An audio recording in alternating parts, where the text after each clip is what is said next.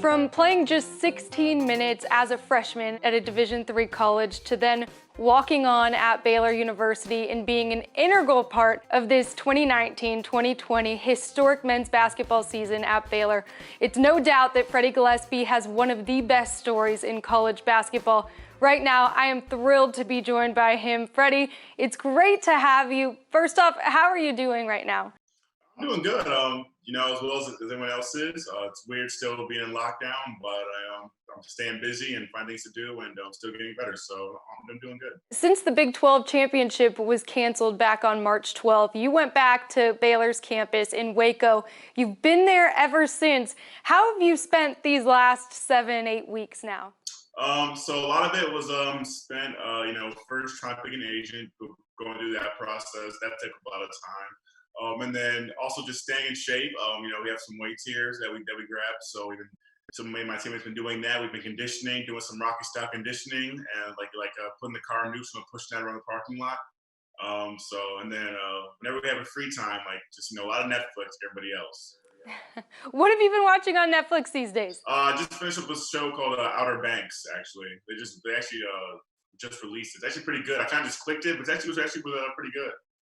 All right, I'll have to add it to my list. I haven't watched that one yet. You mentioned training. Who has been training you guys? What kind of programs have y'all been doing lately? We still have a couple of our managers that are here. But a lot of it was just, we'll drop we'll put some cones out, do some ball handling things. We'll play one-on-one on the court outdoor that we have here at our apartment complex. And then, like I said, we'll do like hill sprints, just things like that. I want to take a look back now that you've had some time. It's been about 2 months since your collegiate career came to a halt. And after the season that you had, 5 weeks at #1 in the country, you broke the Big 12 record with 23 straight wins for you, accomplishing one of your dreams of all Big 12.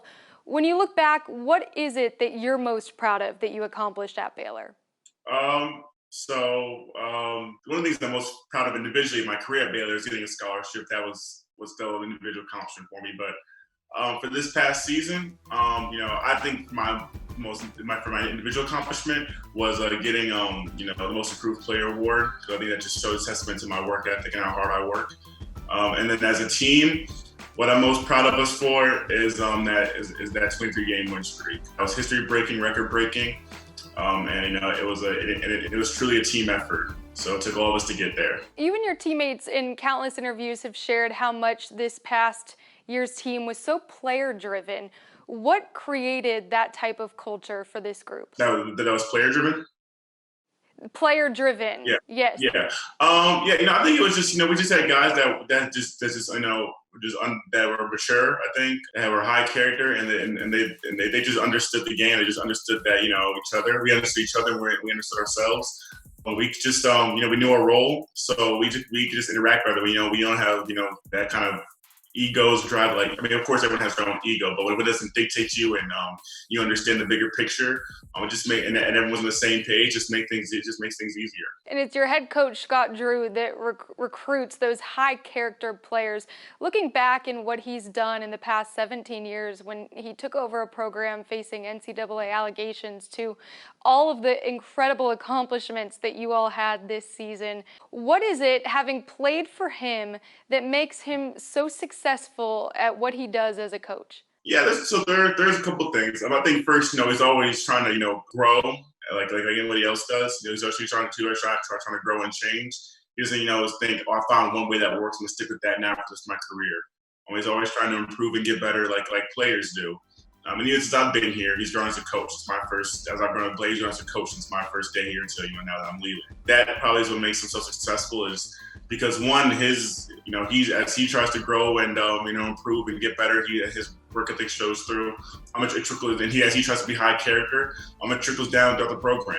He's the head of the program, so it trickles down to the players, and it shows in who he recruits. So I think that's probably his biggest secret to success. As you look to transition to the next level professionally, we've heard the NBA announce that the draft lottery and combine have been postponed. The draft is likely to be postponed as well. How are you, though, preparing during these times? Yes, I've had some interviews with some NBA teams, much like this. On the interviews, prepare myself for questions they might ask.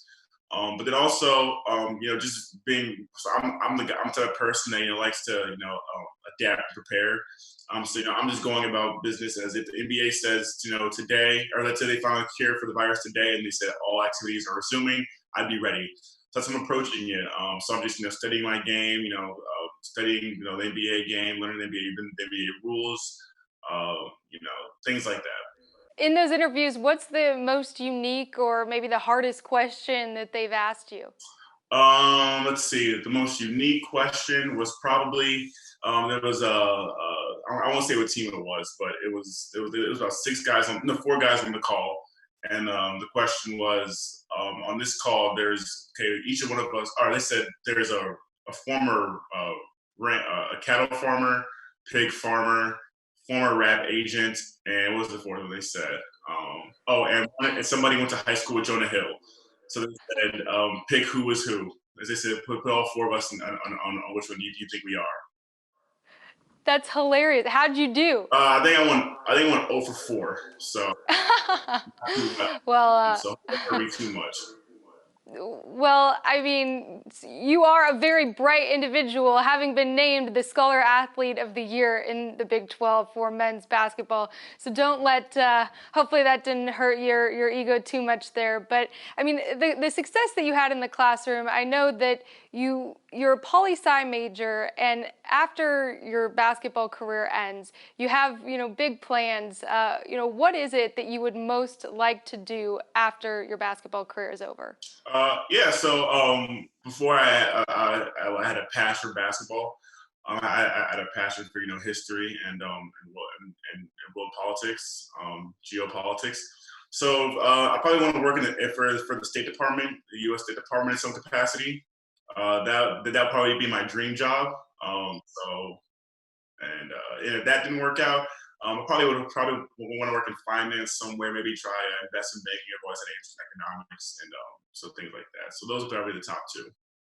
That's fantastic. We asked fans to weigh in, and if they had any questions, they were able to, tweet us.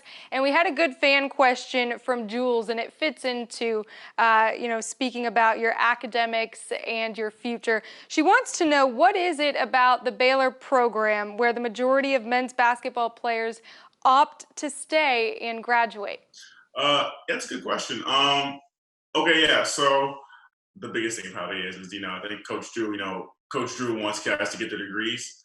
The coaching staff in general wants guys to get their degrees, and I think their thing is that basketball isn't forever, and anything can happen in your basketball career. But they say college degree will always help you out. So and that's something he told me when I first talked to him. So that's probably the first thing.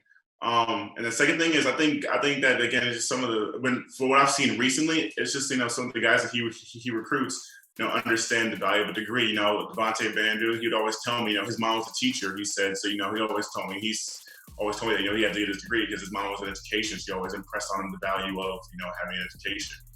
Jared, I know Jared, is testing the waters right now. When I first met him, he said, he wanted to have a degree in civil engineering or something like that.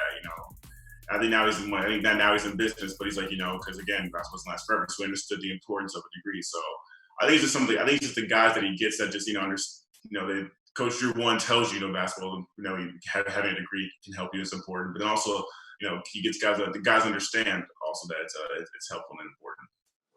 Really good balance between the basketball and academics. Well, thank you, Jules, for your question there.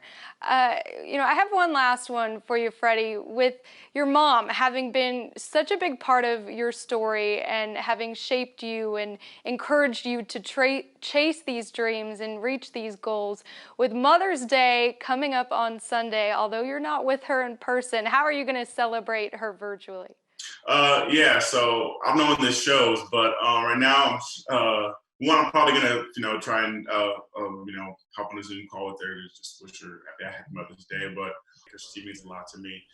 But also, yeah, gift giving is gonna be interesting. I think, I'm gonna try. I got a couple gift ideas, so yeah, I know it's gonna show. So hopefully she doesn't, so it's just still a surprise. But on Amazon, so I got Amazon Prime 1 day shipping. So hopefully it's there on time, and that's my big Mother's Day plan. What trait of your personality do you think you inherited most from your mom? Let's see. I say probably my resiliency and determined attitude. That's how I've. So my grandfather, he's passed away, but that's how I used to spend time with him, and that's clearly where she got hers from, and that's where she passed it on to me. But that's probably the mother's trait that sticks out the most. I read in an interview that she was one that reminded you of one of your favorite quotes when you were going through this process of, some of the highs and lows throughout your career, transferring from D3 up to a Division I program like Baylor. The Blake Griffin quote that says, "You have to fall in love with the process of becoming great." Why did that quote really have so much meaning to you over the years? Yeah, so for me, something she told me before, and I was like, when it first commercial first show, it's like, that's a good quote. Like, so it's like that works in your life. But later when she brought it up, I was a bit younger then, but when she brought it up, whatever, how many, 3 years ago. Um, for me, I think it's just because, I think for people they don't understand, there's a lot of valleys that for anyone, there's a lot of valleys when you try to become, trying to be successful, or become good at anything, not just basketball. But you have to learn to love those values. You have to learn to you don't have to like them to learn to love them and love the opportunity to grow from them. And those are the ones that go on to have success. Like I know people you've heard Kobe Bryant talk about it. Michael Jordan talk about it. LeBron, all these great people just can talk about that how they learn from how when they're in their lowest points. So that's just part of the process. So I think that's why it resonated with me. Well, Freddie, thank you so much. Your story has been an inspiration to so many, and we really hope to see you playing at that next level. Best of luck in your future, and thanks so much for taking the time to do this today. Appreciate it. Thank you. It was great.